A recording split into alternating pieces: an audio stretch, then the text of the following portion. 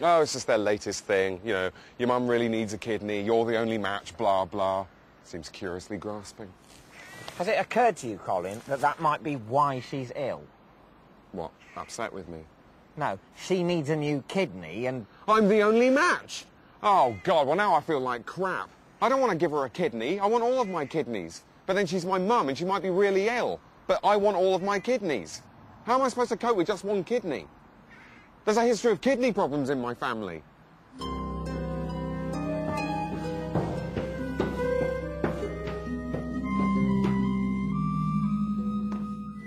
She's on dialysis. That's a £5 you owe me? Well, you'll need it, what with the tax and the baby. Yeah, well, you won't need it, what with the madness and the grief. You know what your problem is, Ray? It's all self. Well, you should know, you kidney hoarder. Oh, you've always taken her side. Ever since she said those shoes suited you, which they did, actually, because they were shit. No, you're just insulting me. There's been a murder! Oh, shut up!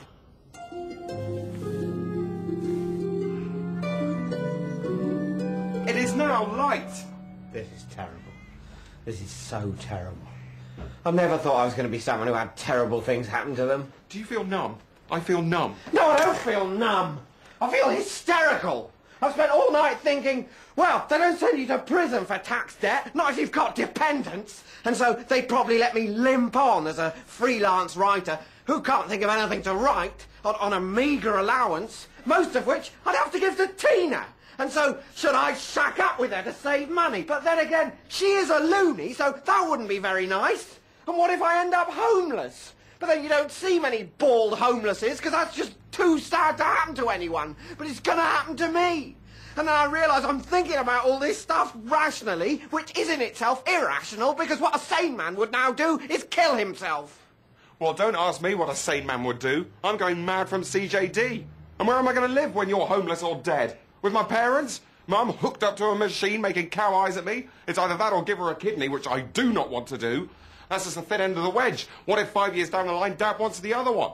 Not good, but too late. There's a precedent. You gave your mother one. Oh, he's always been a mummy's boy. You get back in your Wendy house and hog your remaining organs, you big puff. He's never had a girlfriend, we notice, so he's probably got a long line of mustachio bikers that he's bummed without telling us. They'll think it's not CJD, they'll think it's AIDS, and I'll be robbed of the articulacy with which to persuade them otherwise. It's almost enough to make you want to stay here. You've got to be joking, Ray. Our lives have fallen apart since we came here. I mean, in a way, they've done what they said they'd do. That's true. I mean, look at us. We're both more scared than we've ever been. I never thought I'd say this, but we should have listened to Stuart Hall.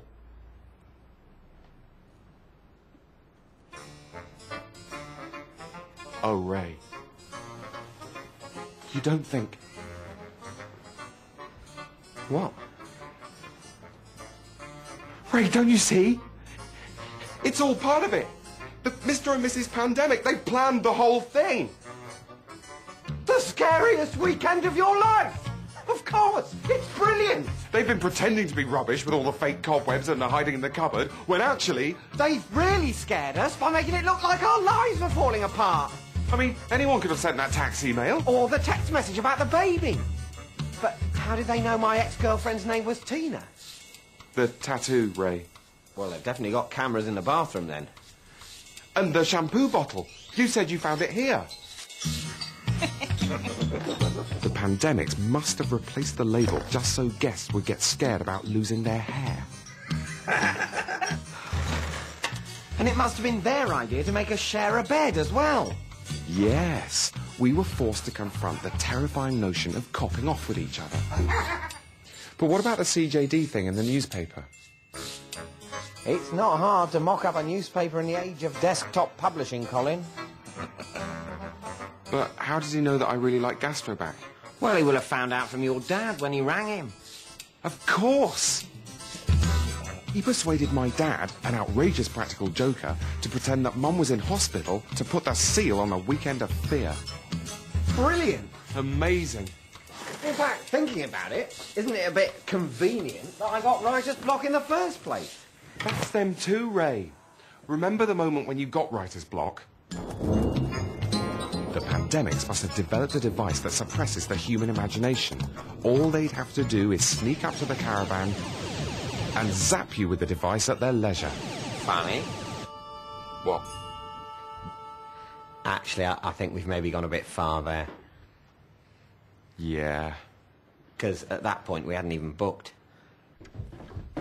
Oh, bravo, Mr. Pandemic. You really scared the shit out of us. Yeah, we just thought you were a couple of complete twats. It was great the way you took our eye off the ball with all that spooky crap. Yeah, that was crap. The stuff in the bedroom, the murder dinner. Yeah, the murder dinner was just embarrassing. But all the time, you had a master plan.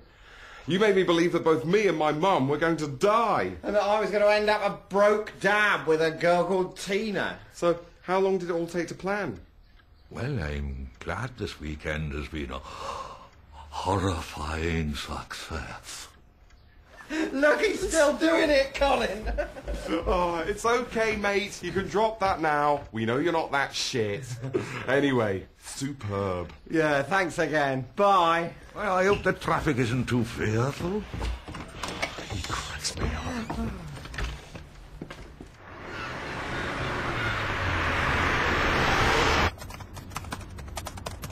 Well, looks like having the crap scared out of you really did the trick then, Ray.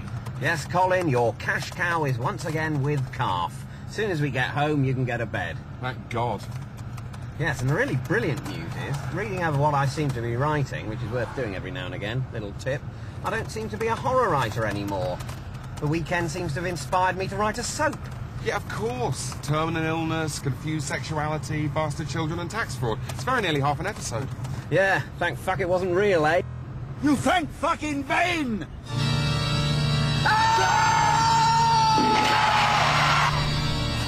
Bloody hell, Stuart! You nearly gave me a heart attack! It was real! All your misfortunes, that guest house is cursed! No, it's all right, Mr. Hall. We know what you're going on about now, but it's okay. It was just the pandemic scaring us. I'm not insane! Yeah, you want to get a grip? It was just a Please bit of fun. listen to me! Boys! You can't come with us, Stuart Hall! Cheerio, Stuart. Nice to have met you. You don't understand! Listen to me. Listen to me. Come back. Come, boys. Come back. Come back. Poor guy.